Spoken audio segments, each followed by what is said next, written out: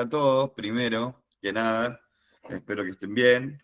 Esta es una capacitación que armamos con la farmacéutica Antonella Tessini y con Guille, eh, nuestro queridísimo Guille, que aborda todo lo que es la atención farmacéutica en infecciones respiratorias de invierno. Y vamos a ver todas las estrategias terapéuticas y comerciales que hay y que tenemos nosotros al alcance del mostrador de farmacia. Es muy importante, antes de empezar a ver los primeros temas, conocer la anatomía del tracto respiratorio. El tracto respiratorio se divide en una vía respiratoria superior y una vía respiratoria inferior. En la vía respiratoria superior tenemos la cavidad nasal, donde tenemos las fosas nasales, la laringe, la faringe y la laringe. Y en la vía respiratoria inferior tenemos todo lo que es la tráquea, los bronquios, los bronquiolos, que forman el pulmón, ¿no es cierto? Es muy importante poder identificar cuáles son las partes anatómicas, tanto de las vías respiratorias superiores e inferiores, porque primero que van a tener distintos tratamientos y también para lo que viene un poquito más adelante. ¿Cuáles son las enfermedades respiratorias más frecuentes en invierno, ¿no? Nos preguntamos justamente en esta capacitación. Las patologías respiratorias frecuentes en invierno, las más frecuentes son las bronquitis agudas virales, o sea que nos están afectando la vía inferior del árbol respiratorio, y normalmente la sintomatología es una tos con expectoración, o sea, tos con una carga mucosa importante, fiebre baja y un malestar general. Después tenemos otro de las patologías frecuentes, es el resfrío común, donde se va a presentar una congestión nasal, va a haber estornudos, va a haber una irritación de la garganta, que nos va a producir dolor. Y después tenemos las rinitis alérgicas. Las rinitis alérgicas caracterizadas por una secreción nasal importante, secreción nasal también clara, estornudos y picazón. ¿Qué tienen de común todas estas patologías respiratorias frecuentes en invierno? Que no todas requieren antibióticos. Los antibióticos nosotros los utilizamos para poder tratar enfermedades que tienen un origen bacteriano. Dentro de los microorganismos, digamos, que nosotros tenemos en la vida, que son hongos, parásitos, bacterias y virus, los virus y las bacterias que hablamos en las patologías frecuentes de invierno, los vamos a ver a continuación, y se dividen, digamos, en virus y bacterias, tanto en el tracto respiratorio superior como en el inferior, nos va a causar algún tipo de patología. Las infecciones del tracto respiratorio superior, vamos a tener los resfriados comunes, la faringitis, las amigdalitis, la sinusitis y la otitis media aguda. El resfriado común puede ser causado por virus, como los rinovirus, como el coronavirus o como la influenza.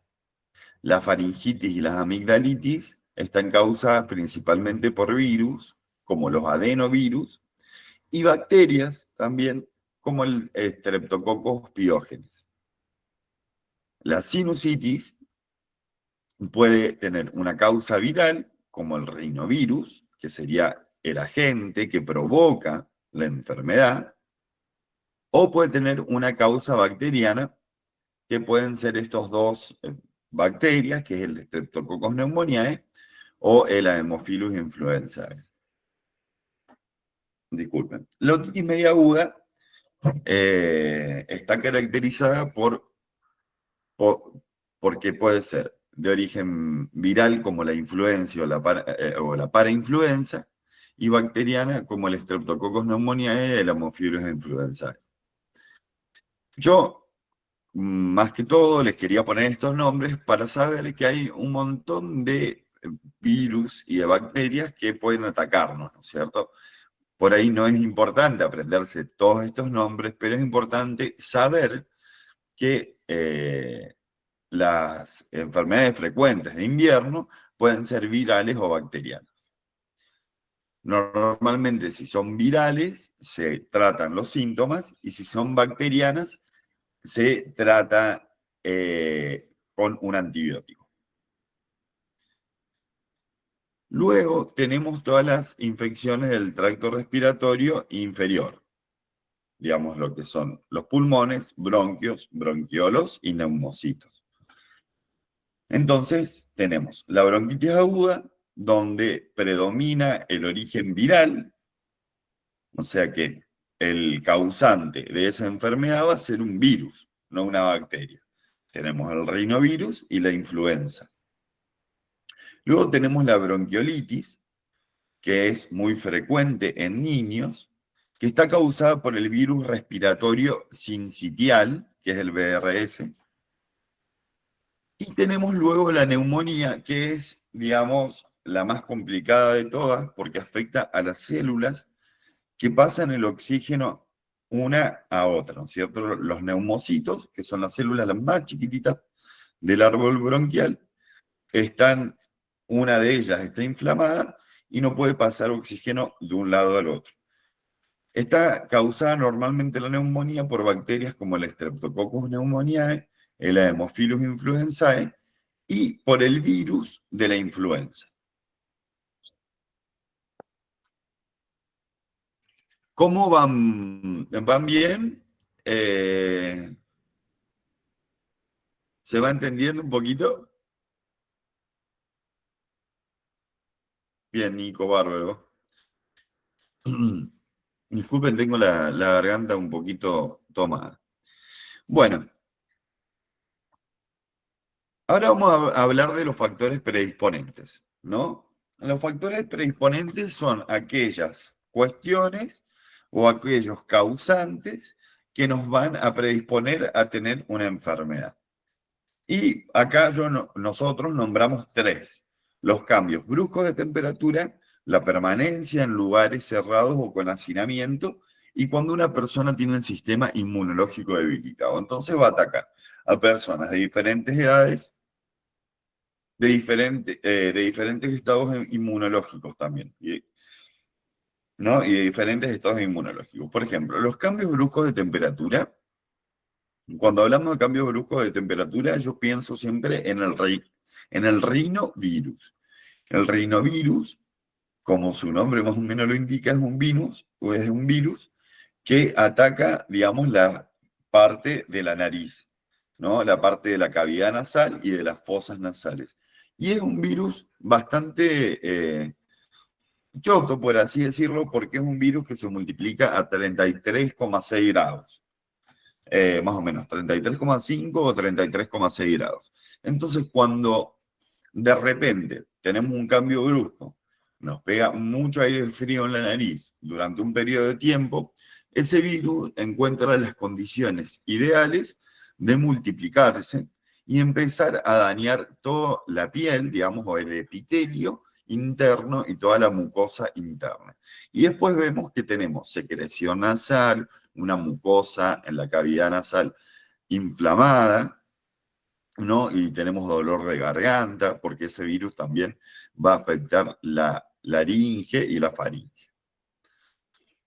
La permanencia en ambientes cerrados o con hacinamiento hace referencia a los lugares donde hay una contaminación constante, y aparte, no nos olvidemos, sobre todo en el sur, el viento, el polvo, digamos, todas estas partículas que pueden quedar en suspensión dentro de una casa, también son contraproducentes para un estado de salud beneficioso. Entonces, normalmente nos va a causar una patología que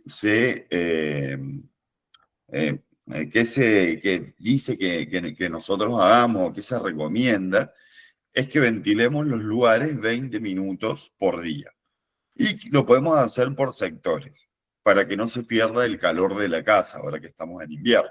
Entonces, un rato la cocina, un rato la habitación, y así vamos a tener una casa con un ambiente ya modificado. Y luego tenemos a las personas con el sistema inmune debilitado.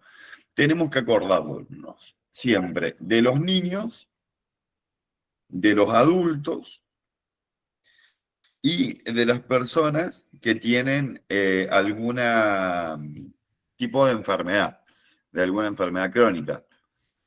No sé, por ejemplo, diabetes, que tengamos alguna persona que esté llevando a cabo un tratamiento oncológico, no un tratamiento antirretroviral. Entonces, esas personas hay que cuidarlas un poco más.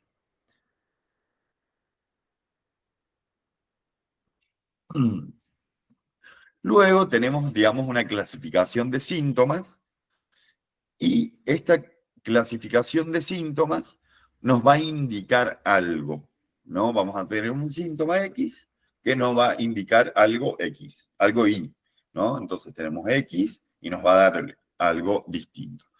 Entonces, por ejemplo, tenemos un síntoma que es la tos seca. ¿Y qué nos va a indicar este síntoma? Que vamos a tener algún tipo de irritación local, algún tipo de alergia, o que estamos en la etapa inicial de algún proceso que está en evolución.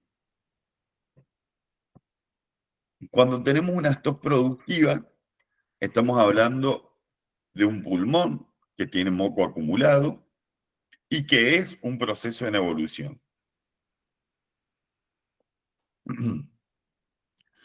Después tenemos como combinaciones de sintomatología. El dolor de garganta más la fiebre, que nos puede indicar una infección viral o bacteriana. Los estornudos más congestión, que nos pueden indicar algún tipo de rinitis alérgica o rinitis viral.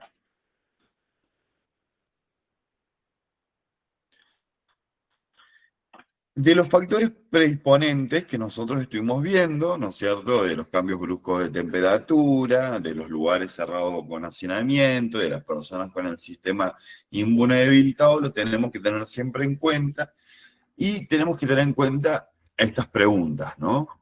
¿Hace cuánto tiene los síntomas? Si la tos es seca o con flema, y si tiene fiebre o dolor de garganta, y hace cuánto tiempo lo tiene. Todas estas preguntas nos van a poder indicar con un argumento qué medicamento dispensarle al paciente y al cliente, ¿no?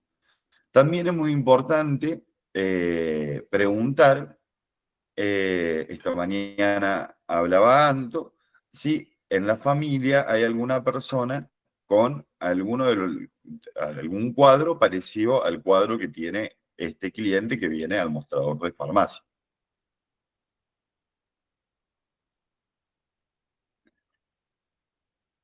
Estos son algunos tips de recomendaciones de tratamiento que podemos dar según los síntomas, ¿no?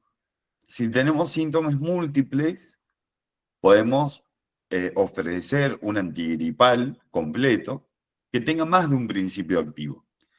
O sea, que son estos antigripales que vienen muchos principios activos en un solo comprimido, o sea, que son como 4 o 5 medicamentos en un solo comprimido, que nos va a atacar la tos o va a tener función expectorante, antialérgica, descongestiva, antitérmica, analgésica. Luego podemos ver si hay un solo síntoma predominante. Entonces, por ejemplo, una persona que tiene tos con moco, o sea, tos con expectoración, vamos a darle una combinación, por ejemplo, un jarabe expectorante y paracetamol para el malestar en general. Y siempre explicar la elección del producto va a generar confianza y va a generar una fidelización del paciente hacia nosotros y hacia la farmacia. Anto, ¿quieres agregar algo? No, solamente recalcar la importancia de preguntar a nuestro paciente cliente las preguntas que mencionaste antes, porque claramente nos va a dirigir al tratamiento que podamos sugerir. Alguien que llega a la farmacia, generalmente, si fue al médico, va a venir con una receta y ya va a tener indicaciones, pero sabemos que atendemos mucha gente que no va al médico y va directamente a la farmacia. Entonces es muy clave e importante nuestro rol cuando nos toque hacer las preguntas, que sean las preguntas correctas y poder sacar una buena conclusión en función de sus respuestas. Fantástico.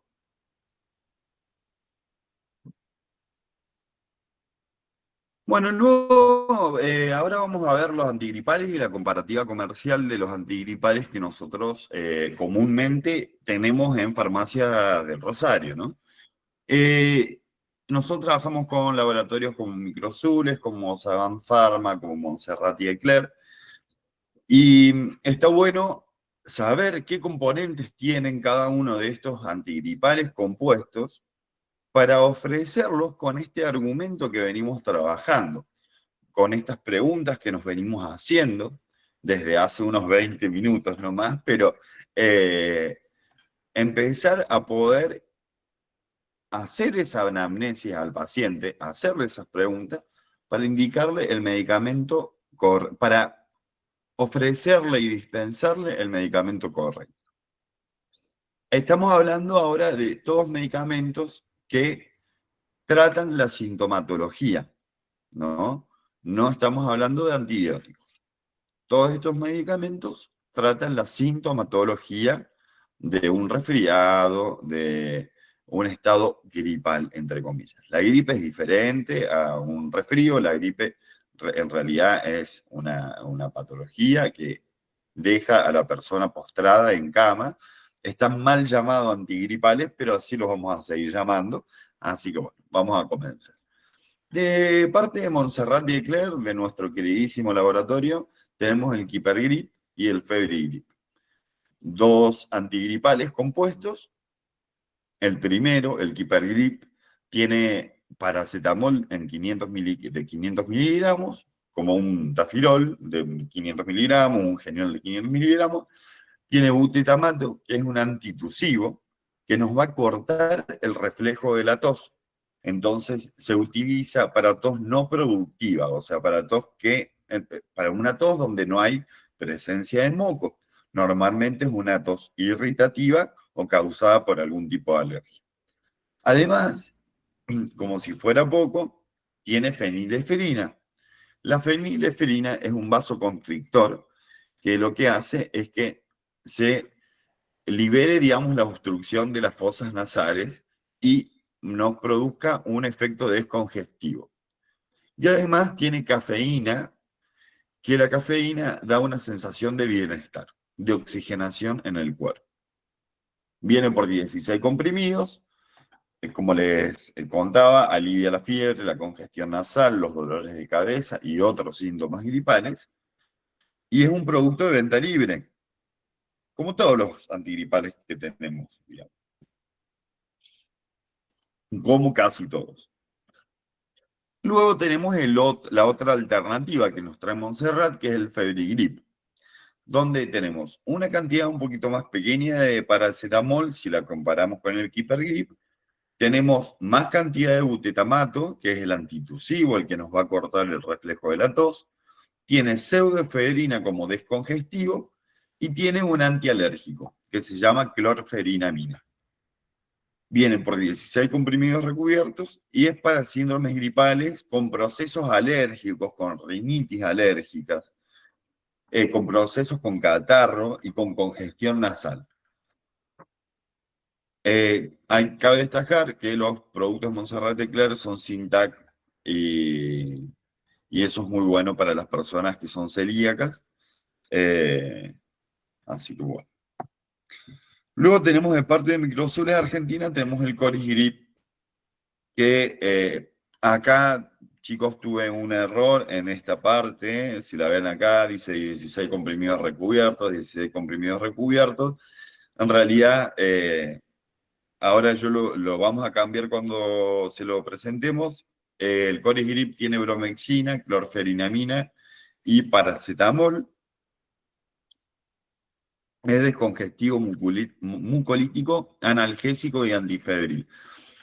Está indicado para esos casos donde hay una congestión nasal muy fuerte y donde tenemos mucho, o sea, tenemos moco, tenemos una congestión nasal muy fuerte con mocos y aparte es de origen alérgico.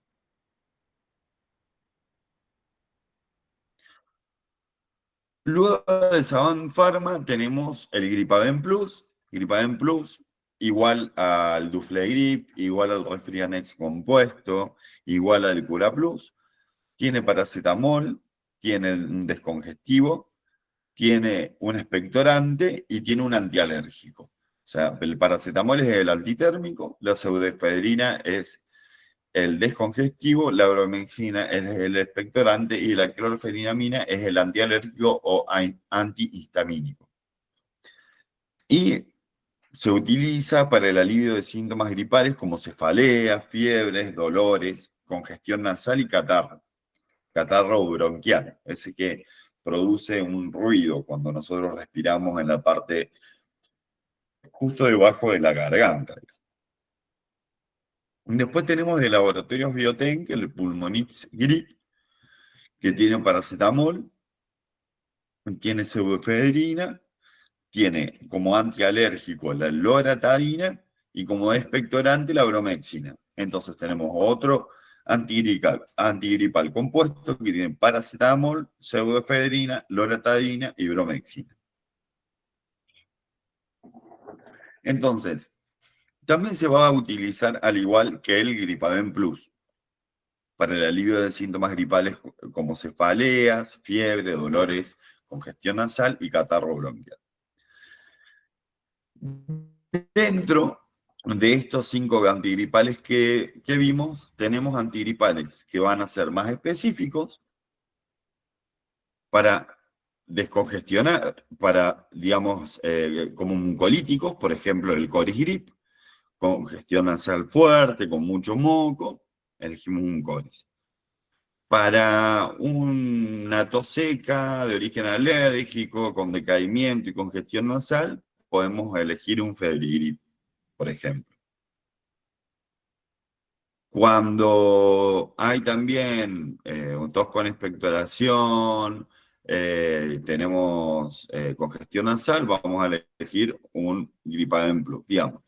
Tenemos que tener en claro el argumento de qué contiene cada uno de los antigripales compuestos para poder recomendárselos al paciente, ¿no? Porque si es un paciente que tiene una tos seca, no le vamos a dar un producto con bromexina que va a estar induciendo a que se produzca más tos. Entonces, siempre tener los argumentos claros.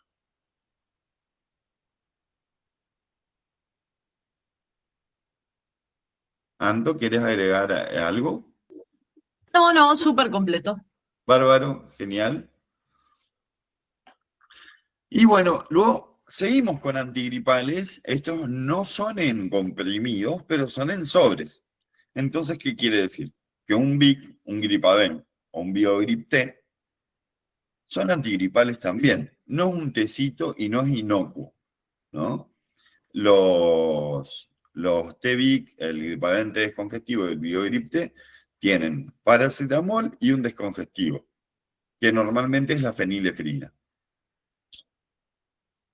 Se puede tomar un sobre cada 4 o cada 6 horas y solo lo pueden tomar adultos mayores de 12 años o personas que pesen más de 40 kilos, ¿no? Ya 40 kilos es el peso que se considera ya una dosis de adulto. Eso está bueno para veces cuando vienen niños de 11, 10, 11 años,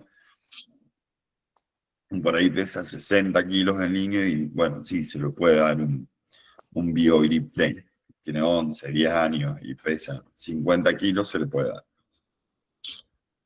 Lo importante es que no se recomiende el antigripal compuesto en comprimidos con el té para que lo tomen juntos. Se tienen que tomar por separado. Anto tiene una cuestión en la localidad donde trabaja. Anto, ¿nos querés contar cómo haces con los adultos mayores y con los adultos que quieren comprar antigripales y además se llevan el té? ¿Cómo lo ofrecen ustedes? Bien, sí, todos sabemos que hay gente que prefiere tomar el té, yo creo que es porque creen que es inocuo, pero tenemos que saber, como aclaraba Martín, que el té también contiene drogas, ¿no es cierto? Paracetamol y fenilefrina. Es súper importante aclarar a las personas que se lo lleven por separado que tomen el comprimido o el té. Nosotros nos refiere mucha gente que les gusta tomar el té antes de irse a dormir porque sienten que no sé, les actúa mejor, le hace más efecto, cada quien con su fundamento. Entonces, nosotros lo que siempre aclaramos desde la farmacia es que no lo tomen juntos, pueden durante el día tomarse los comprimidos si así lo prefieren, y a la noche, como quieren el té, les pedimos que suspendan el comprimido y tomen el té en lugar del comprimido que sería cada 8 horas. Perfecto, Anto. No sé si No tiene algunos... ningún tipo de contraindicación, digamos, suspender un comprimido y tomar un té, siguen tomando paracetamol, pueden controlar las febrículas que por ahí produce también estos estados y la descongestión de parte de la fenilefrina. Bárbaro, clarísimo, Anto.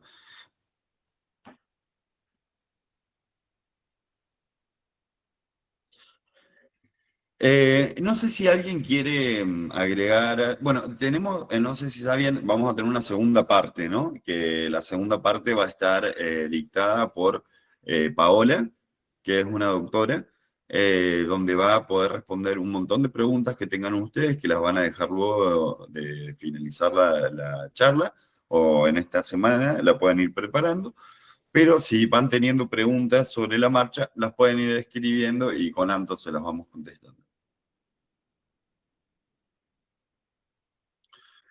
Bueno, ya que ya hablamos de los antigripales, de todo lo que son antigripales, ya los vimos, ya vimos cuáles son las causas y la etiología de las diferentes enfermedades del tracto respiratorio superior e inferior. Ahora vamos a ver un poco lo que son los comprimidos desleíbles o los llamados caramelos para la tos, ¿no? Nosotros, los caramelos para la tos, tenemos los que más rondan por ahí en las farmacias, son los caramelos antibióticos Fecofar, los Fecofar Free, que son libres de azúcar, apto para diabéticos. Luego tenemos los Gripaven caramelos, que son igual que las gargaletas. Y luego tenemos los Bucotricin caramelos. Y tenemos también los Refenax caramelos, que son con bálsamo de tolu, que me comentaba Anto, que es un ingreso nuevo, que está muy bueno para, como caramelo para la tos y para humidificar la garganta.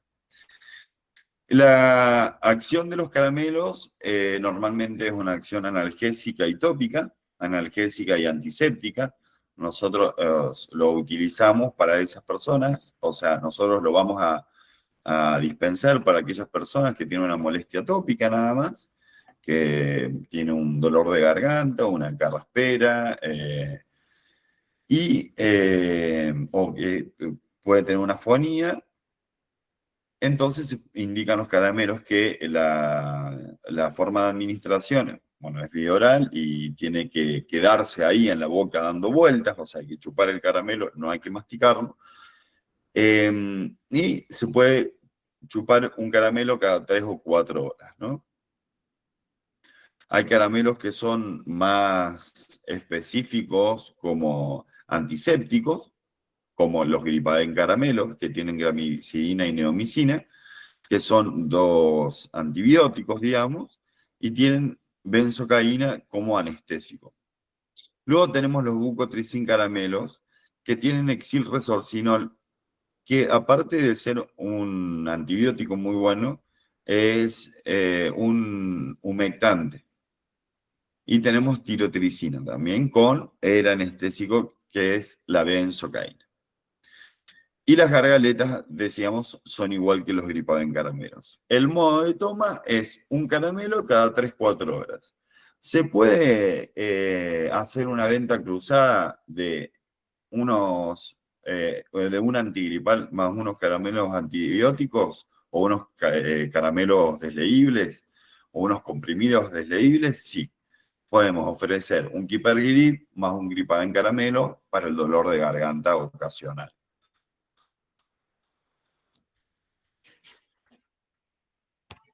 Martín, déjame Sí, acotar algo, ahora que mencionaste sí. que algunos de los caramelos tienen antibióticos y si algunos se preguntarán por qué no pedimos recetas. Los antibióticos en diferentes concentraciones tienen diferentes acciones. Los antibióticos que están en muy baja concentración, como por ejemplo en este caso la neomicina, actúan como antibacterianos, o sea, no como bactericidas directamente eliminando la bacteria, sino que evitando que se desarrollen. Muchas veces los caramelos se recomiendan para evitar el desarrollo de placas, por ejemplo, por un estado gripal o porque las defensas estén bajas. Excelente, Anton.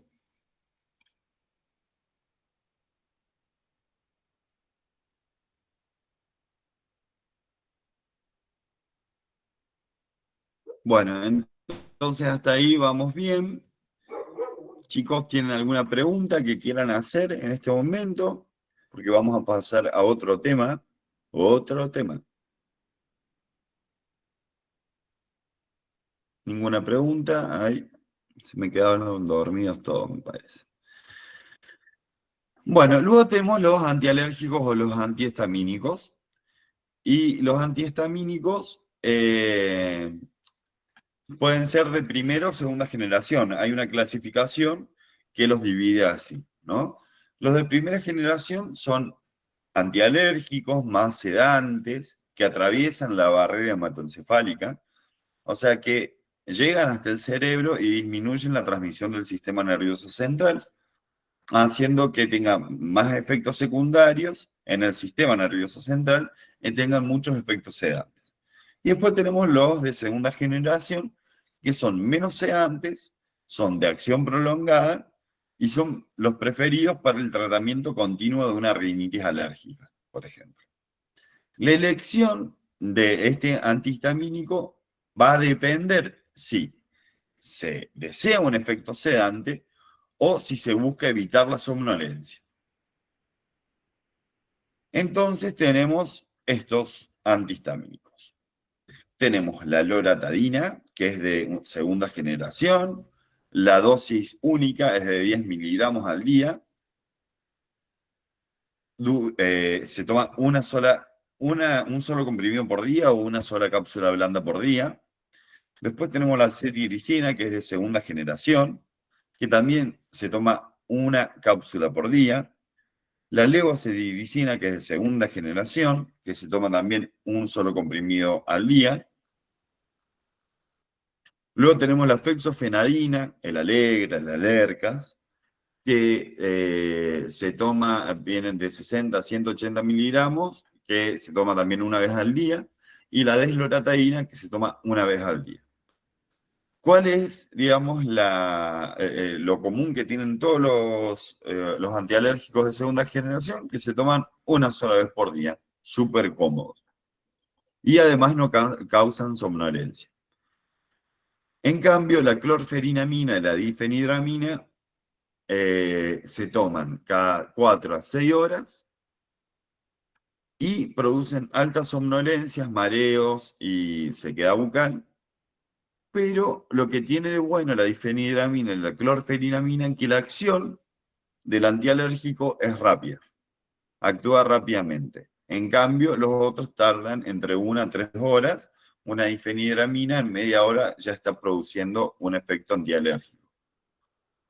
Anto, ¿querés comentarnos la cuestión de las benzodiazepinas y de los antialérgicos de primera generación? Bien, Chicos, como estamos viendo, todos los antihistamínicos de segunda generación tienen un efecto más largo, entonces tiene mucho sentido que lo tomemos una vez al día. Como ven, los de primera generación tienen su principal efecto adverso, la alta somnolencia, producen sueño. Entonces, este tipo de antihistamínicos, cuando se asocian a benzodiazepinas, dentro de las benzodiazepinas tenemos clonazepam, bromazepam, alprazolam, todo lo que termina en PAM generalmente, que se utiliza para inducir el sueño, produce una interacción que se llama sinergismo, lo que hace que es potenciar el efecto de la otra. La asociación, por ejemplo, de difenidramina con clonazepam aumenta los efectos del clonazepam. Entonces, cuando nos toque dispensar en alguna ocasión difenidramina, tenemos que consultarle a esa persona si toma algún tipo de benzodiazepina y advertirle que va a potenciar el efecto. Esto que le estoy contando puede ocurrir que una persona esté cursando un estado de alergia y por eso va a comprar una difenidramina y toma clonazepam, o puede ser obviamente de manera voluntaria, que también lo combinan para aumentar el efecto del clonazepam. Entonces, si en algún momento llegásemos a tener una venta indiscriminada de difenidramina, alguien está llevando mucha difenidramina y también sabemos que lleva clonazepam, tenemos que tener ahí un estado de alerta. Puntualmente nosotros en Piedrabuena sí nos ha pasado, hemos vendido 60 difenidramina en la misma semana a la misma persona que lleva 2 gramos de clonazepam. Claro. Entonces ahí tenemos que también estar nosotros alerta y en ese caso podemos o pedir receta o advertirle, o obviamente siempre nos podemos negar a venderlo. Muchas gracias, Anto. Chicos, voy a cerrar un poquito la cámara porque se me pone lento internet, pero ya después se recupera enseguida. Bueno, entonces, con los antialérgicos pasa esto. Los antialérgicos se utilizan para las rinitis, sobre todo las rinitis alérgicas, porque estamos hablando de todo lo que son infecciones del tracto respiratorio. Se utilizan para otro tipo de alergias, obviamente, pero bueno, en este caso estamos hablando de las rinitis alérgicas.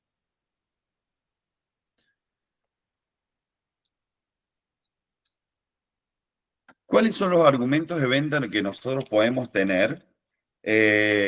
Por ejemplo, si tenemos tos seca, podemos elegir una fórmula que tenga butetamato, que es este antitusivo que corta el reflejo de la tos. Entonces podemos elegir un Kipergrip o un Febrigrip. Si la tos es con moco, o sea, es una tos productiva, es una tos que tenemos que eliminar el moco, tendríamos que elegir una fórmula que tenga bromexina. Y para elegirlo tenemos el Pulmonix o el Gripavem. Cuando tenemos una congestión fuerte con estornudos, hay que incluir algún antialérgico, algún antihistamínico. Así que podemos incluir el Coris o el Febrigrip. Por ejemplo, si tenemos un cliente que es activo, que viene de trabajar, se tiene que ir, podemos, o sea, que lleva un estilo de vida activa, podemos elegir una opción con cafeína como el Keeper Grip, ¿no? Que lo tenemos acá. Y los pacientes polimedicados le podemos sugerir el Letondan. Son estos pacientes que normalmente son pacientes mayores, que toman muchos medicamentos. El Letondal tiene tres medicamentos, nomás tres drogas, que es la oxatomía como antialérgico, tiene bromexina como expectorante y paracetamol como antitérmico y analgésico. Y lo que tiene de beneficio el Letondal que se toma un comprimido cada 12 horas para pacientes polimedicados siempre. Bueno, entonces nos preguntaremos entonces, ¿cuándo no usar antibióticos? Hasta ahora no usamos ni un antibiótico. ¿Por qué? La mayoría de las infecciones de las vías aéreas respiratorias son virales. La gripe, la bronquitis aguda, la faringitis viral no son cuadros, perdón, la gripe, la bronquitis aguda, la faringitis viral son cuadros virales y no requieren antibióticos. Entonces, tenemos estas patologías, que son las más comunes en inviernos, que no requieren antibióticos, tenemos todo este armamento de antigripales, de antialérgicos, de caramelos para la tos y de jarabe que nosotros podemos ofrecer para tratar cuadros virales, ¿no? Cuadros que solo vamos a tratar los síntomas. ¿Cuándo vamos a pensar en una posible infección bacteriana? Cuando hay un signo de alarma, por ejemplo, fiebre de más de 38 grados y medio por más de 3 días, y cuando hay fiebre de más de 38 grados y medio por más de 3 días, podemos pensar en una amigdalitis bacteriana o en una sinusitis bacteriana. Cuando hay una secreción purulenta por más de 10 días, podemos pensar en una sinusitis bacteriana.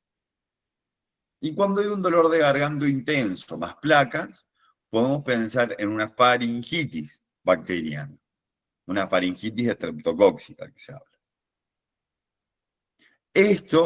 Estas patologías sí se tratan con antibióticos. Y normalmente la persona viene con la receta en mano. Es muy importante, como asesores de farmacia, cuando estamos detrás del mostrador de farmacia, educar a nuestro paciente. Primero, no pedir antibióticos por las dudas. Luego, usarlos cuando corresponde. Y explicar el motivo de la elección del tratamiento que uno le va a dar al paciente ayuda a evitar la resistencia. Perdón. Explicar el motivo ayuda a evitar la resistencia antimicrobiana. Explicar el motivo de por qué no le vamos a dar un antibiótico por las dudas va a ayudar a evitar la resistencia antimicrobiana y mejora la confianza del paciente. Anto, ¿nos queréis contar un poco qué es la resistencia antimicrobiana? Bien, como les decía Martín, no pedir antibióticos por las dudas es muy importante tener un argumento de por qué no vamos a darle un antibiótico por las dudas. Generalmente las infecciones de las vías aéreas superiores, que son las más frecuentes, que son las que estamos viendo ahora en su mayoría, son provocadas por virus, como vimos hasta ahora. Entonces, mucha gente cree que para un dolor de garganta tiene que tomar acitromicina porque alguna vez tenía dolor de garganta muy agudo y el médico le indicó acitromicina. Entonces, la automedicación nos lleva a eso. La resistencia antimicrobiana consiste en que las bacterias aprenden a defenderse de los antibióticos con los que generalmente nosotros las eliminamos. Un tratamiento antibiótico dura 7 días, generalmente, a veces puede durar 14, pero cuando existe un mal uso de antibióticos, por ejemplo, porque falta una indicación médica, una persona que se siente mal comienza a tomar antibióticos, al tercer día se siente bien y suspende el tratamiento. ¿A qué lleva esto? A que el antibiótico que veníamos tomando hizo efecto sobre una gran población de bacterias, pero no sobre la totalidad. Esas bacterias que van quedando, que no son suficientes para causarnos un dolor, una infección, un malestar, empiezan a adquirir diferentes mecanismos por los que podríamos decir que aprenden a eliminar el antibiótico.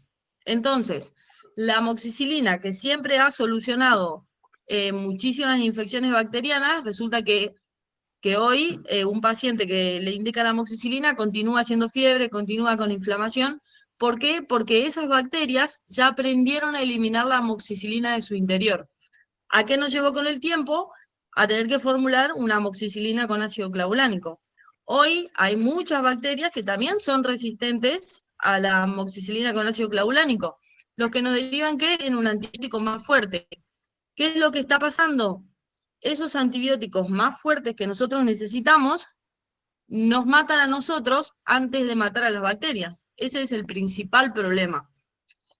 Por ende, recae en todo el personal de farmacia la importancia de no entregar antibióticos para un dolor de o sin una justificación.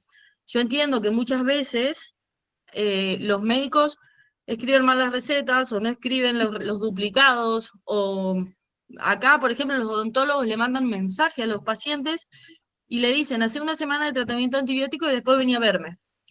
Entonces, es muy difícil también para el paciente tener que lidiar con esta situación. Entonces, es nuestra responsabilidad tener una justificación para la venta del antibiótico. Si viene un paciente y los convence de que realmente un médico le mandó un mensaje y se lo dijo, o que habló por teléfono con el médico y le dijo que lo haga, y los síntomas que el paciente describe coinciden con esto que Martín está explicando, podemos hacer ciertas excepciones, pero recordemos que legalmente la venta de antibióticos es bajo receta archivada. Así que eh, es muy importante y está en nuestras manos. Es importante entender eso también, que está en nuestras manos y que nosotros tenemos la responsabilidad de colaborar con esa resistencia antimicrobiana. Va a llegar un momento en el que los tratamientos de vía oral, no sé, cefalexina, clindamicina, todos los antibióticos que dispensamos de cajón, no van a tener ningún efecto sobre nosotros. Y el antibiótico que necesitemos nos los tengan que pasar por vena a través de una internación en un hospital, ya es mayor el riesgo de contagio. O sea, es muy larga la cadena de motivos. Entonces, para mí es súper importante que nosotros seamos coherentes con la dispensa de antibióticos. Muchas gracias, Anto. Ahí alguien escribió, en 28 es muy común que pidan antibióticos porque tienen gripe y quieren curárselo rápido. Necesito algo que me corte la gripe ya. Claro, ¿ves? O sea, la citromicina no le va a cortar la gripe. Es importante poder aclararle al paciente que no le vamos a dispensar una citromicina, por ejemplo, para la gripe, porque además de eso, todos los antibióticos que consumamos van a dañar nuestra flora intestinal. La flora intestinal son todas las bacterias naturales que tenemos en el organismo, o sea, en nuestro sistema digestivo, que nos ayudan con la digestión. Claramente, cuando esas bacterias se mueren porque estoy tomando un antibiótico y las estoy matando, el antibiótico no va a decir, ah, mira, estas bacterias son buenas, no las voy a eliminar. Elimina todo. Entonces, ese daño en la flora intestinal en una persona que no necesita tomar antibiótico es otro problema, además de la gripe que está acusando. Ahora va a tener un problema digestivo. Así que es un buen argumento explicar esto, que el daño en la flora intestinal es importante cuando tomamos antibióticos que no necesitamos. Gracias, Anto. Y para agregar un poco, una pregunta que había hecho Guille esta mañana es cómo recuperar la flora intestinal después de un tratamiento con antibióticos. Bueno, una de las cuestiones que Anto planteaba es la recomendación de comer yogurt para poder ir restaurando la flora intestinal.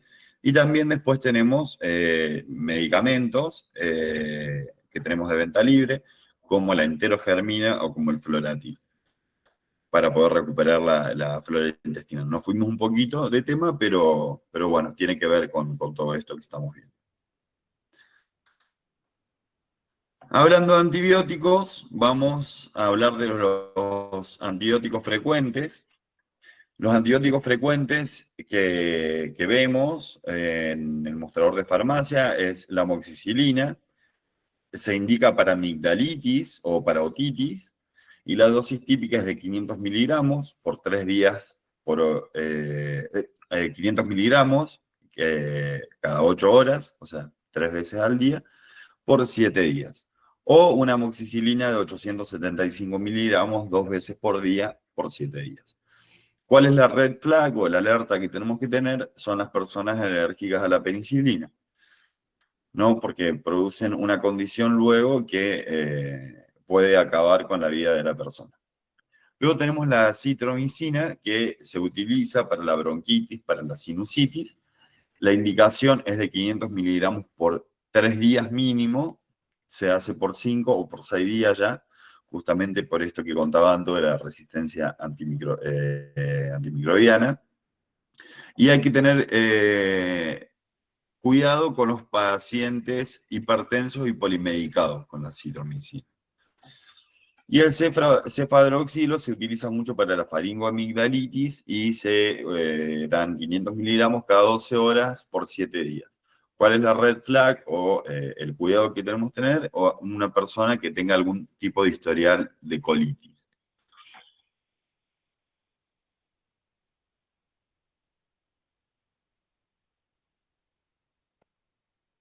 Mucolíticos, antitusivos y expectorantes. ¿No es cierto? Son los tres reyes para el cuidado del árbol bronquial cuando hay tos. Son diferentes. El mucolítico lo que va a hacer va a romper las cadenas del moco, las cadenas moleculares del moco, que se llaman puentes disulfuro. Entonces actúa como un tipo de mini pimer. Licúa el moco y se va con la ayuda de la expectoración o con las heces, digamos, con la materia fecal. Después tenemos el antitusivo que va a cortar el reflejo de la tos y va a hacer que dejemos de toser por esa tos seca que tenemos o esa tos irritativa o esa tos de origen alérgico. Y después tenemos los expectorantes que nos van a ayudar a fluidificar el moco, a que el moco sea más fluido y que con la ayuda de la misma tos que nosotros tenemos, podamos expectorar el moco que tenemos alojado en la cavidad pulmonar. Entonces tenemos tres grupos. Hay que tener algunas, digamos, hay que advertir sobre algunas cuestiones, como evitar la mezcla de un mucolítico con un antitusivo.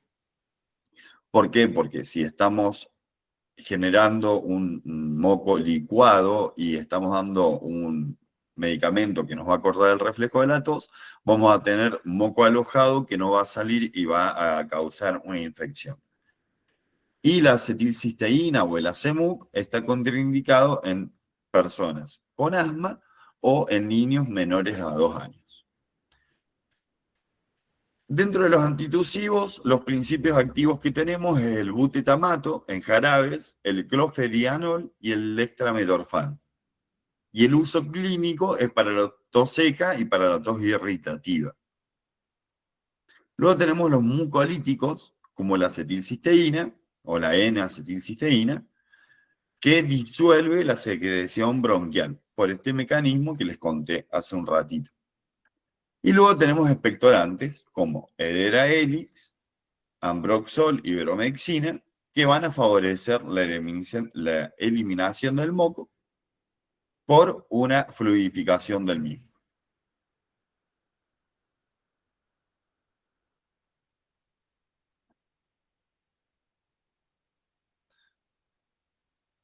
La persona puede presentar varios tipos de tos al mismo tiempo y normalmente no, la tos es o productiva o seca o productiva. Los dos tipos de tos no le pueden tener y está bueno esta pregunta que hace Fanny porque hay jarabes para la tos como el Tos Complex y como el Pulmocler que tienen principios activos expectorantes y también principios activos antitusivos. Pero no se considera ni el Tos Complex ni el Pulmocler como antitusivos en sí, sino que se utilizan para expectorar y calmar un poco la irritación de la tos.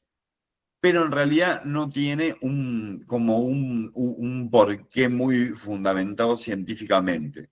Es más, yo cuando iba a la facultad siempre hablaban de esta combinación en los jarabes que es como un sinsentido. Pero tiene tan baja concentración de butetamato que sigue siendo un jarabe expectorante. No sé, Fanny, si entendiste. Bárbaro, Fanny. Bien ahí.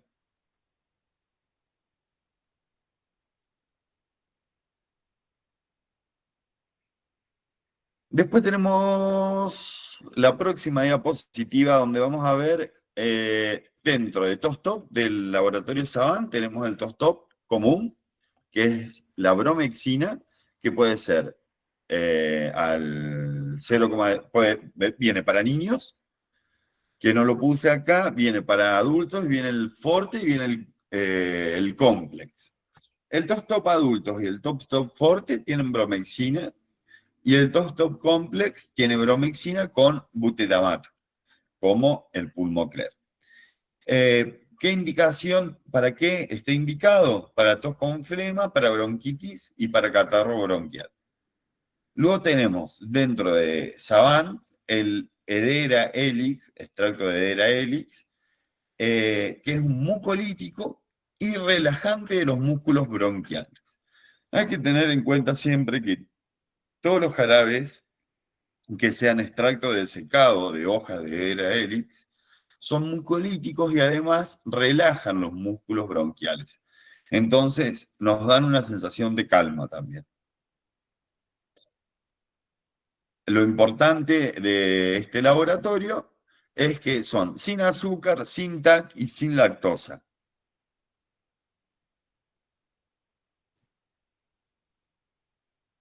Luego tenemos los jarabes de Pulmocler, perdón, de Montserrat y Eclair. Tenemos el Pulmocler, que es bromexina con butetamato, que se da para la tos productiva, es mucolítico y expectorante, y alivia la tos con secreciones espesas. Después tenemos el Pulmocler Hedera, que es el principio activo son el extracto de hojas desecadas de Hedera helix, es para la tos productiva, es mucolítico y expectorante, y es para la tos productiva con bronquitis y además un relajante bronquial. Todos estos jarabes son, se pueden dar a partir de los 2 años, salvo el Pulmocler de Hedera que se puede dar a partir del año.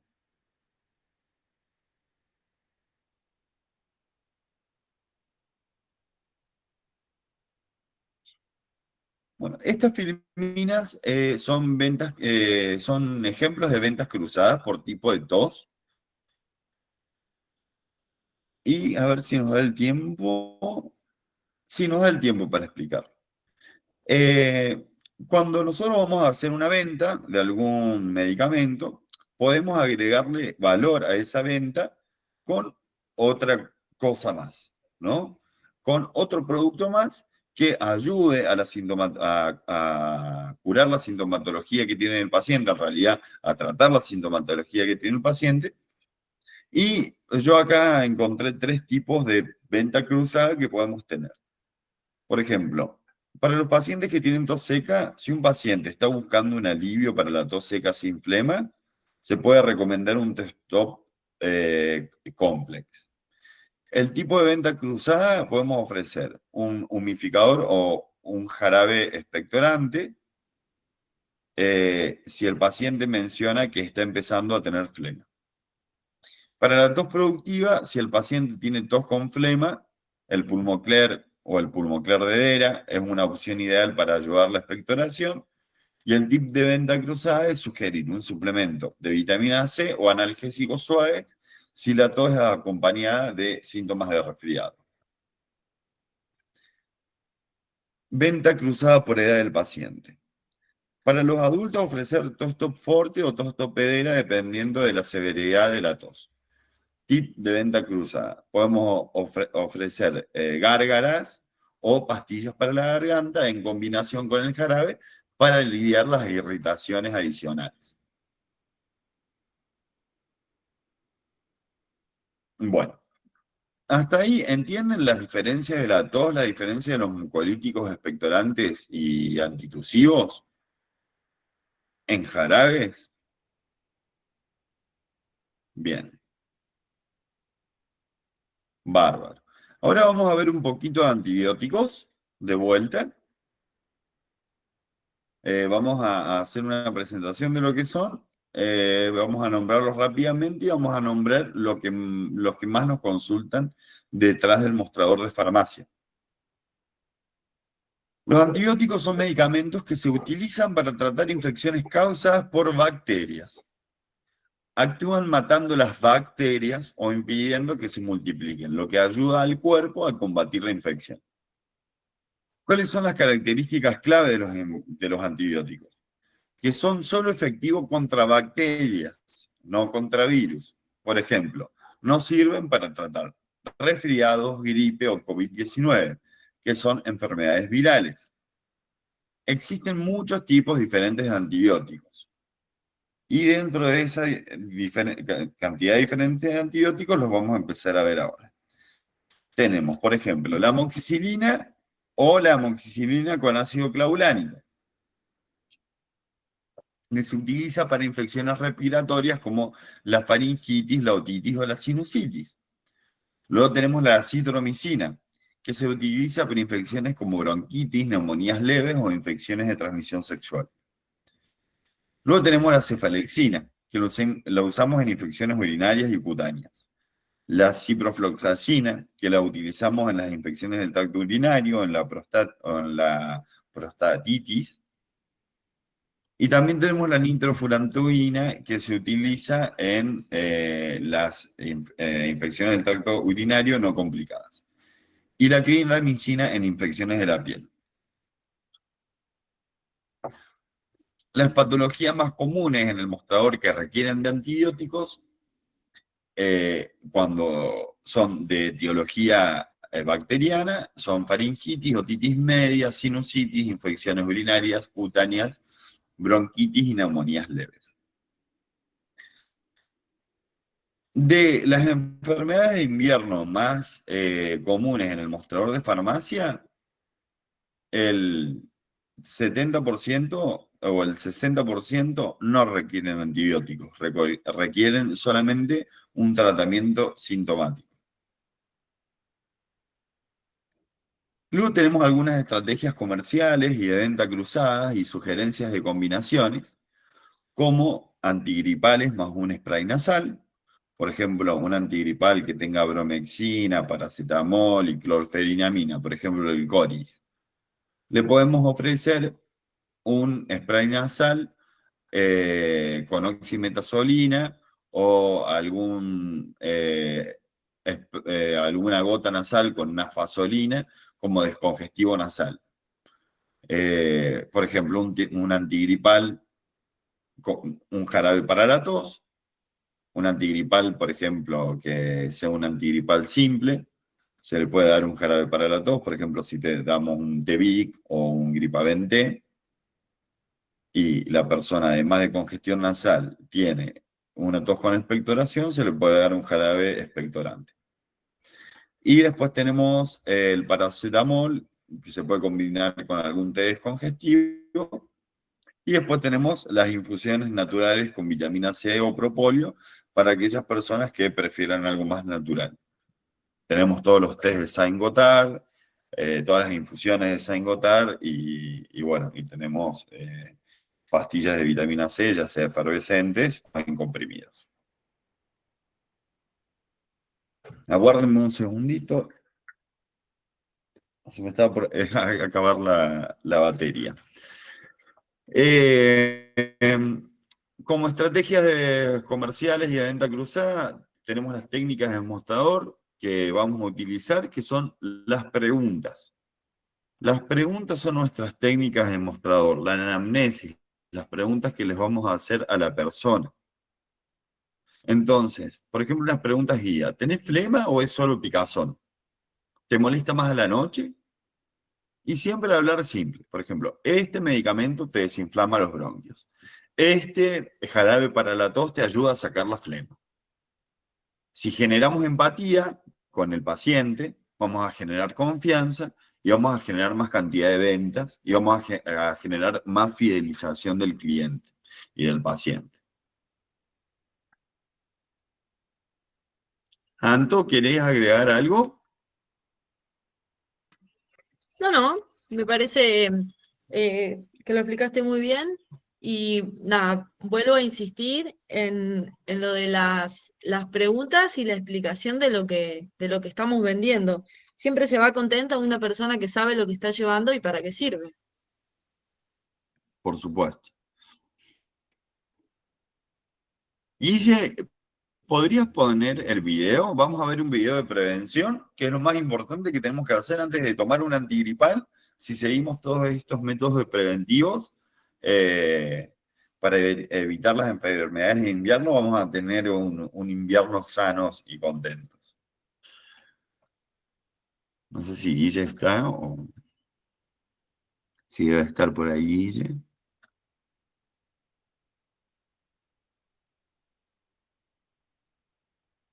¿Guille?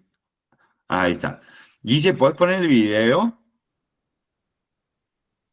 Bárbaro. Sí, estoy en eso. Dame un segundo Ah, y ya. gracias.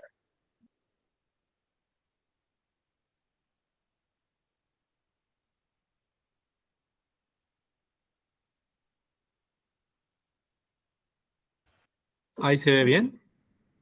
Sí.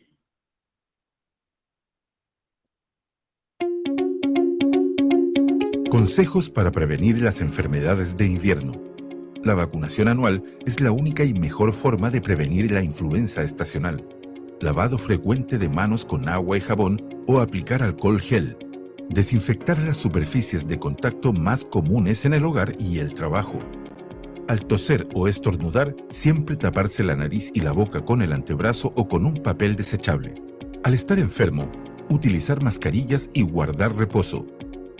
Ventilar la casa por sectores, todos los días, al menos por 20 minutos. Si los niveles de contaminación atmosférica son altos, se recomienda dejar las ventanas cerradas. Mantener la temperatura ambiente de la casa en 20 grados Celsius y usar calefacción de fuentes eléctricas en vez de combustibles de origen fósil o biológico, como son los derivados del petróleo y el gas.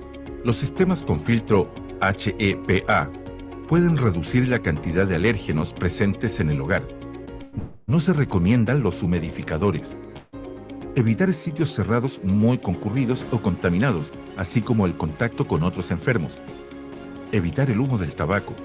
Mantener una dieta adecuada privilegiando frutas y verduras ricas en vitamina C. Realizar actividad física según las condiciones ambientales. Clínica Alemana. Si es tu salud, es la alemana. Bueno, un poquito en este video era un resumen de los cuidados básicos que uno tiene que tener, digamos, a la hora de tener un sistema de hábitos saludables y que hagan que, bueno, que no nos enfermemos, ¿no? O que podamos prevenir cualquier tipo de infección o de transporte de infección. Como conclusiones finales, podemos decir que si identificamos el síntoma, podemos orientar el tratamiento, que no todo cuadro va a requerir antibiótico. Ya vimos que casi todo tenemos un montón de medicamentos para tratar las sintomatologías, que conocer los antigripales y síntomas permiten personalizar la recomendación y que educar y vender con criterio genera confianza y fidelidad. A ver, tengo un mensajito. Pasa.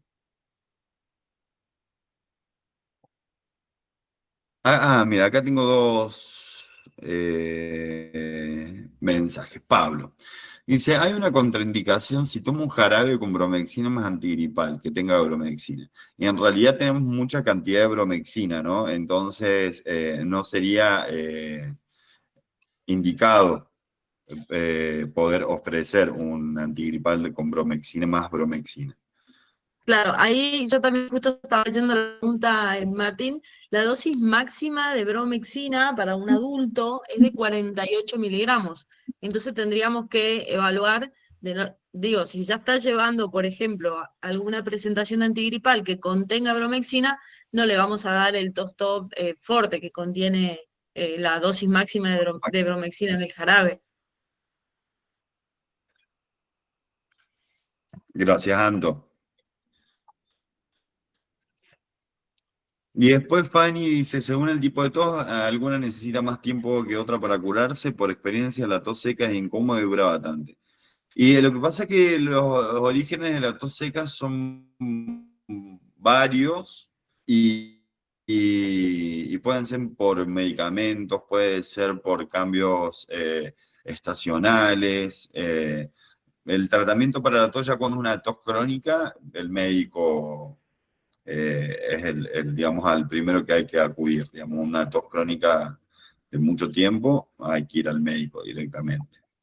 Claro, esa pregunta nos da pie para, como Martín había comentado antes, la segunda parte de esta capacitación va a estar a cargo de Pau, ella es médica, y ustedes, en una encuesta que le va a mandar Guille, van a poder proponer todas las preguntas que surjan desde ustedes o de la gente, lo que generalmente consulta, para que ella pueda despejarnos todas estas dudas. Porque, bueno, por ejemplo, esto de la tos seca ya es una pregunta que yo le he hecho antes y siempre tiene muchísimos factores, o sea, muchísimos motivos, ya sea por medicamentos, incluso requiere de un análisis de laboratorio, si es muy intenso, de una radiografía. Bárbaro, genial, muchas gracias. Para cerrar, es importante recalcar el rol fundamental que desempeñamos como asesores de farmacia en la orientación y uso adecuado de los medicamentos más comunes en el tratamiento de cuadros respiratorios, como los antigripales, antibióticos, antitérmicos, jarabes para la tos y antihistamínicos. Cada uno de estos fármacos va a cumplir una función específica y su indicación debe basarse en una evaluación clínica adecuada. Como profesionales de la salud, tenemos que promover el uso racional de los antibióticos para evitar la resistencia bacteriana, advertir sobre posibles interacciones y efectos secundarios y educar a nuestros pacientes sobre la diferencia entre infecciones virales y bacterianas. En definitiva, nuestro conocimiento y criterio profesional son claves para mejorar la salud del paciente, evitar la automedicación y contribuir a una farmacoterapia segura y efectiva. La idea es que seguir fortaleciendo el compromiso con la atención farmacéutica basada en la evidencia y en la prevención, y en los argumentos siempre.